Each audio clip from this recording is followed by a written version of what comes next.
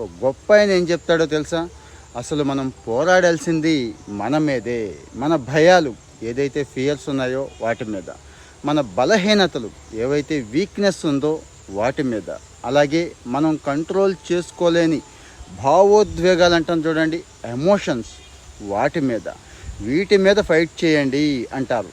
వీటి మీదే కాదు, వీటితో పాటు వీక్నెస్లు అండి. అన్నిటికంటే ప్రధానమైనది ఇదే. మనందరికీ చాలా చాలా వీక్నెస్లు ఉంటాయి, కానీ ఏ ఒక్క చిన్నదాన్ని పోగొట్టుకోవడానికి ముందు మనసు ఒప్పదు. ట్రై చేయడం సంగతి దేవుడు ఎరుగు. సో కనీసం ట్రై చేయం. ఇక్కడ వీటి మీద ఫైట్ చేయాలి. వీటి మీద తెలివిగలవాడు, బుర్రన్నాడు ఎవడైనా కానీ వీటి మీద ఫైట్ చేస్తారు. వీటి మీద పూర్తిగా గెలిచేస్తారని కాదండి, కాస్తో కోస్తో గెలిచినా కానీ లైఫ్ బాగుంటుంది అని చెప్తాడండి. మరి ఈ విషయంలో మనకు ఉపయోగపడేది, మనకు పనికొచ్చేది, మనకి హెల్ప్ చేసేది ఏమైనా ఉందా అంటే ఉందండి.